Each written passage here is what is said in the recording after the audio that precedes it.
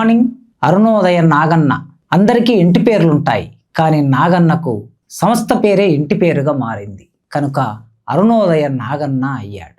అరుణోదయ రామారావు ఉండేవాడు, ఆయన అమరుడయ్యాడు. ఆయన ఇంటి పేరు కన్నా సంస్థ పేరే అరుణోదయ రామారావుగా మారాయి. ఇప్పుడు నాగన్న అరుణోదయ నాగన్న. 50 ఏళ్ల ఉద్యమ జీవితం. కళాకారుడుగా, కార్యకర్తగా, పార్టీ నాయకుడిగా ఆయన నిర్వహించిన భిన్నమైన పాత్రలు తెలుగు సమాజాన్ని సుసంపన్నం చేశాయి. ఇవాళ ఖమ్మం పట్టణంలో అరుణోదయ నాగన్న కన్నుమూశాడు. అరుణోదయ నాగన్న అంటే అద్భుతమైన గాత్రం, మనందరికీ తెలిసిన గాత్రం. ఎప్పుడో 40 ఏళ్ల కిందట మా బాల్యంలో ఒక పాట వినేది మేము. ఆ పాట అరుణోదయ నాగన్న పాడాడనే విషయం తెలియడానికి నాకు 30 ఏళ్ళు పట్టింది. అన్నా అమరుడురా మన రామ్ నరసన్న అమరుడురా, అన్నా అమరుడురా మన రామ్ నరసన్న అమరుడురా. ఈ పాట తెలుగు నేల మీద విప్లవకారులందరినీ కన్నీరు పెట్టించింది. ఎవరి రామ్ నరసన్న? విప్లవోద్యమ నాయకుడు, గోదావరి లోయ ప్రతిఘటన పోరాటాన్ని నిర్మాణం చేసిన నాయకుడు. అలాంటి నాయకుడు చనిపోయినప్పుడు ఆయన ప్రభావంతో ఎదిగి ఉద్యమాల్లోకి వచ్చిన అరుణోదయ నాగన్న ఆయన మీద పాట పాడాడు. అలాంటి నాగన్న ఇవాళ మన కళ్ళ ముందు లేడు. ఏ అమరుల మీద పాట పాడాడో ఇవాళ నాగన్ననే అమరుడైపోయాడు. ఆయన మీద పాట పాడవలసిన ఒక స్థితి ఏర్పడింది. ఖమ్మం జిల్లా ఉద్యమాల కిల్లా అంటారు. కమ్యూనిస్టు పార్టీకి పెట్టని కోట. తెలంగాణ రైతాంగ సాయుధ పోరాటంలో నల్గొండ జిల్లాకి సరిహద్దు ప్రాంతమైన ఖమ్మం జిల్లా ఆ పోరాటంలో భాగమైంది. ఆ పోరాట వారసత్వాన్ని కొనసాగిస్తూ ఆ ఖమ్మం జిల్లాలో ఇప్పటికీ కమ్యూనిస్టు పార్టీ, విప్లవ పార్టీలు పనిచేస్తూ ఉన్నాయి. అలాంటి ఖమ్మం జిల్లాలో రాజారం అనే గ్రామంలో నిరుపేద గౌడ కులంలో నాగన్న జన్మించాడు. తినడానికి తిండి లేని కటిక దారిద్రం, పేదరికం, కూలి చేస్తే తప్ప 5,000 నోట్లోకి వెళ్ళవు. అలాంటి కుటుంబంలో పుట్టాడు. అనివార్యంగా కుటుంబం నడవాలంటే కుటుంబంలో ఉన్న పిల్లలందరూ ఏదో ఒక పని చేసుకోవాల్సిన పరిస్థితి కనుక బాల్యంలోనే నాగన్న జీతగాడిగా మారాడు. మనందరికీ తెలుసు, బాల్యంలో జీతగాళ్ళుగా మారిపోతే పల్లెటూరి పిల్లగాళ్ళు. అలాంటి పల్లెటూరి పిల్లగాళ్ళ గురించి ఎప్పుడో 1940ల కాలంలో, 50ల కాలంలో సుద్దాల హనుమంతు రాశాడు. పల్లెటూరి పిల్లగాడ పసలగాసే మునగాడ, పాలు మరిచి ఎన్నాళ్ళయ్యిందో ఓ పాలబుగ్గల జీతగాడ.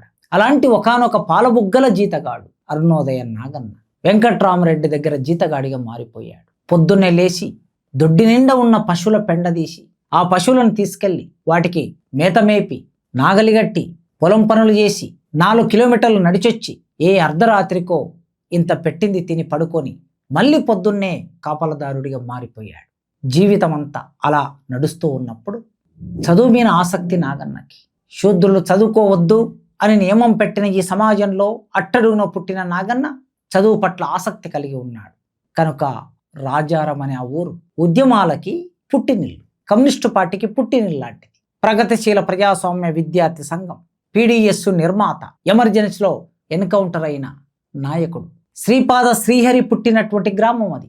ఆ శ్రీపాద శ్రీహరి, రామ్ నరసయ్యను ఇద్దరిని ఒకే దగ్గర పట్టుకొని ఎమర్జెన్సీ కాలంలో ప్రజల కోసం పనిచేస్తున్న నాయకుల్ని కాల్చి చంపారు. ఆ శ్రీపాద శ్రీహరి, అరుణోదయ నాగన్న ఇద్దరు పుట్టిన గ్రామం ఒకటే. అరుణోదయ నాగన్న ఇంటికి శ్రీపాద శ్రీహరి ఇంటికి 10 ఇళ్ళు మాత్రమే మధ్యలో. అతి సమీపంలో ఇద్దరు కలిసిమెలిసి ఉన్నారు, కలిసి చదువుకున్నారు. చదువుకున్నారనడం కంటే ఆనాటి కమ్యూనిస్టు పార్టీ ఆ ఊరిలో పాఠశాల నడుపుతుంది. ఆ పాఠశాలలో ఎందరో నిరక్షరాస్యులు అక్షరాభ్యాసం చేశారు. రెగ్యులర్ పాఠశాలకి వెళ్ళలేని పల్లెటూరి పిల్లగాడు అరుణోదయ నాగన్న కమ్యూనిస్టు పార్టీ పెట్టిన రాత్రి బడిలో చేరాడు. ఆ రాత్రి బడిలో ఒకానొక టీచర్ శ్రీపాద శ్రీహరి. తన వయసు సమకాలికుడే. అరుణోదయ నాగన్న వయసు ఎంత ఉందో శ్రీపాద శ్రీహరికి అంతే వయసు ఉన్నది. ఒక 2 ఏళ్ళు పెద్దవాడు. 2 ఏళ్ళు పెద్దవాడుగా ఉన్న శ్రీపాద శ్రీహరి అరుణోదయ నాగన్నకు అక్షరాభ్యాసం చేసి అక్షరాలు నేర్పాడు. అలా ఆయన మీద విశేష ప్రభావం వేశాడు. అట్లా చదువుకుంటున్న ఆయన 1975లో ఎమర్జెన్సీ పెట్టిన తర్వాత ఆ ఎమర్జెన్సీ నిర్బంధంలో శ్రీపాద శ్రీహరి ఎన్కౌంటర్ అయ్యాక తనతో పాటు ఉన్నవాడు, కలిసిమెలిసి తిరిగినవాడు, మామ అని పిలుచుకునే సాన్నిహిత్యం ఉన్నవాడు తుపాకీ గుళ్ళకు ఒరిగిపోతే ఈ మనిషి ఎందుకు చనిపోయాడు అనే ప్రశ్న అరుణోదయ నాగన్న మెదడును తొలచటం మొదలుపెట్టింది. ఒక మనిషి అర్ధాంతరంగా ఎందుకు చనిపోయాడు, ఎవరు చంపారు, కారణం ఏమిటి? అలా ప్రశ్నలు వేసుకొని సమాధానం వెతుకుతున్న క్రమంలో కమ్యూనిస్టు పార్టీ ఎవరి కోసం పనిచేస్తుంది అనే విషయం అర్థమైంది. విప్లవ పార్టీ ఎవరి కోసం పనిచేస్తుంది? రైతుల కోసం, కూలీల కోసం, సామాన్యుల కోసం, జీతగాళ్ల కోసం, వారి జీవితం బాగుండడం కోసం కమ్యూనిస్టు పార్టీ పనిచేస్తుందని అర్థమయ్యాక అరుణోదయ నాగన్న మెల్లగా తన చూపును ఎంఎల్ పార్టీ వైపు ప్రసరింపజేశాడు. ఆ ఊరు కమ్యూనిస్టు పార్టీలకి అడ్డగా ఉండటం మూలంగా అరుణోదయ నాగన్న వల్ల తండ్రి కమ్యూనిస్టు పార్టీకి అనుకూలుడుగా, సానుభూతిపరుడుగా ఉండటం వలన మరింత ఆ పార్టీ వైపు వెళ్ళడానికి దారి సులభమైంది. సహజంగా అరుణోదయ నాగన్న బాల్యంలోనే గొప్ప కళాకారుడు. పాడటం తనకెంతో ఇష్టం. పంట పొలాల్లో నాట్లు వేస్తున్నప్పుడు, కోతలు కోస్తున్నప్పుడు, కుప్ప కొడుతున్నప్పుడు, కూలి పనికి వెళ్ళిన సందర్భంలో తన చుట్టూ ఉండే కూలీలందరూ నాగన్నతో పాటలు పాడించుకునేవాళ్ళు. అలా జానపద పాటలు పాడటం మొదటి నుంచి ఇష్టమున్న నాగన్న తన చెవిలోకి ఒక రాగం వచ్చిందంటే, ఆ చెవిన రాగం పడిందంటే వెంటనే ఆ పాటను నేర్చుకొని తిరిగి పాట పాడటం ఆయనకున్న లక్షణం. అందుకే మెల్లగా ఎమర్జెన్సీ ఎత్తేసిన తర్వాత ఆ ఊరిలో ఉన్న communist party ML party Arunodaya నాగన్నను Khammam పట్టణానికి తీసుకెళ్ళింది. ఖమ్మం పట్టణంలో చాలామంది మిత్రుల సహచర్యంలో నాగన్న రాజకీయాలు నేర్చుకున్నాడు. ఆ రాజకీయాలు నేర్చుకుంటూ ఎంఎల్ పార్టీలో భాగమై 1972లో ఏర్పడిన అరుణోదయ సాంస్కృతిక సమాఖ్య ఆర్ట్స్ కాలేజ్ సాక్షిగా ఉస్మానియా విశ్వవిద్యాలయంలో అరుణోదయ సాంస్కృతిక సమాఖ్య ఏర్పడింది. ఆ సంస్థ ఏర్పాటు అయిన తర్వాత కొన్నాళ్ళకి 1978 ప్రాంతంలో నాగన్న ఆ సంస్థలో చేరాడు. ఎందుకంటే నాగన్నకి పాడటం తెలుసు గనక, పాటలోని నిర్మాణం తెలుసు, దాని మర్మం తెలుసు గనక సహజంగా కళాకారుడు కళా సంస్థలో చేరాడు. కళా సంస్థలో చేరిన నాగన్న ఎన్నో పాటలు విన్నాడు. తన ఊరు కమ్యూనిస్టు పార్టీలకి కేంద్రం గనక ఆ కేంద్రమైన ఊరిలో ఎందరో వచ్చి పాటలు పాడుతూ ఉన్నప్పుడు మొట్టమొదటిసారి అంబిక, గొప్ప నాయకురాలు, ఆలోచన పరురాలు, కళాకారురాలు అంబిక పాడినటువంటి పాట నాగన్న మనసు మీద ముద్ర వేసింది. ఆ పాట పల్లెటూరి కూలి రైత పిల్లజల్లా సల్లంగున్నారా ఓ పల్లెటూరి కూలి రైత అనే పాట. ఈ పాట నాగన్న జీవితాన్ని ప్రతిబింబించింది. నాగన్న చుట్టూ ఉండే పల్లెటూరి కూలి రైతుల జీవితాన్ని చిత్రించింది. ఇలాంటి పాటలు కూడా ఉంటాయా? మా శ్రమని, మా జీవితాన్ని, మా కష్టాలని పాడే పాటలు ఉంటాయా అనే విషయం మొట్టమొదలు ఆయనకు అర్థమైంది.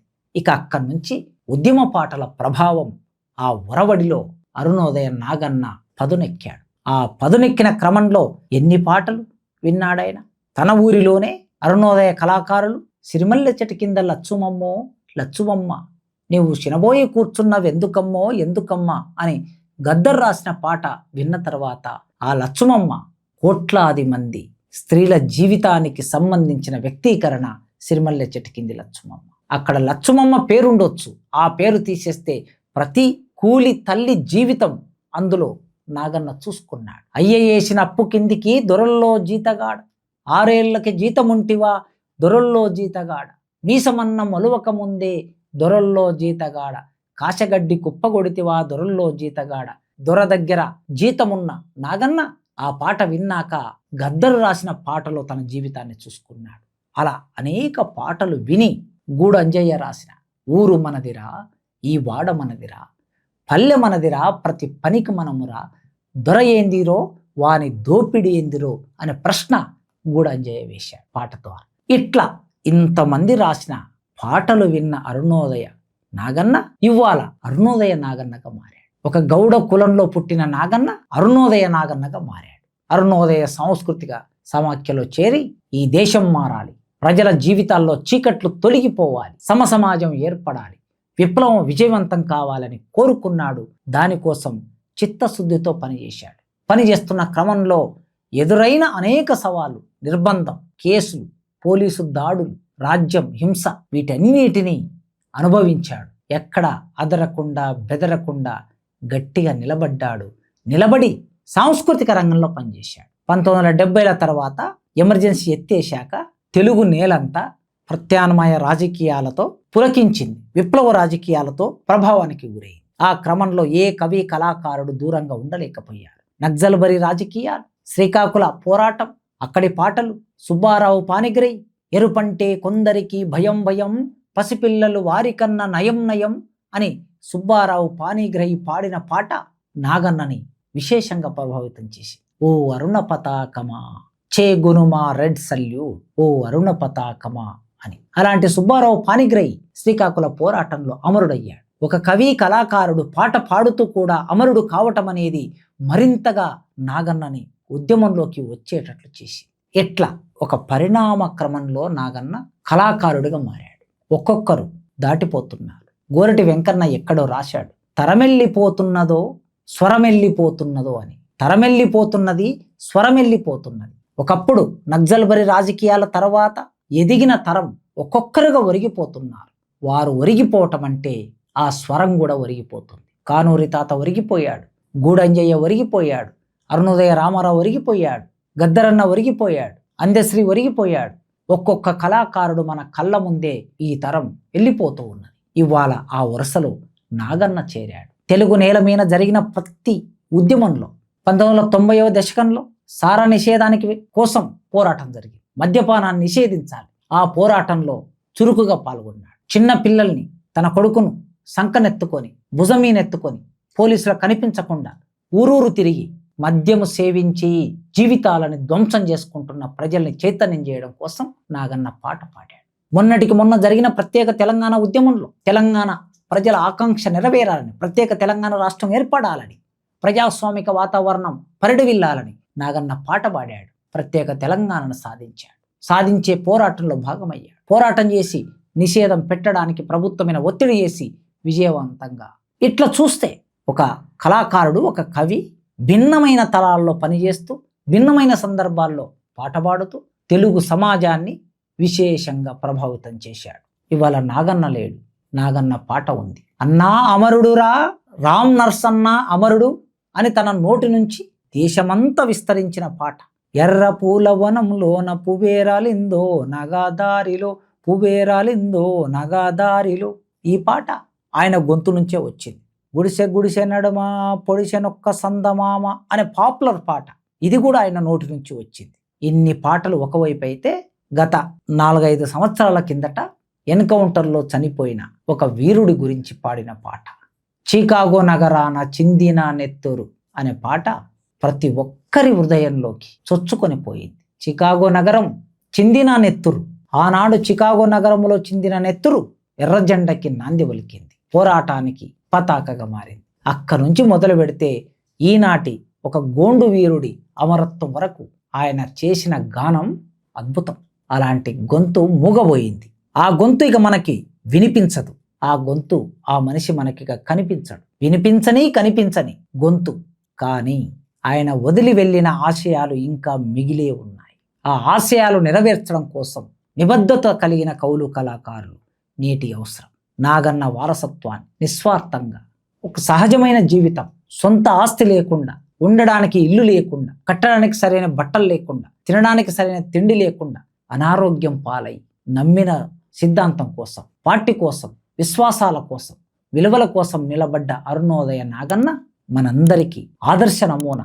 ఆయన పాట పాడుకుందాం, ఆయన ఆట ఆడుకుందాం, ఆయన వదిలి వెళ్ళిన ఆశయాలని ముందుకు తీసుకెళ్దాం, ఆయన కన్న కలలని నిజం చేద్దాం.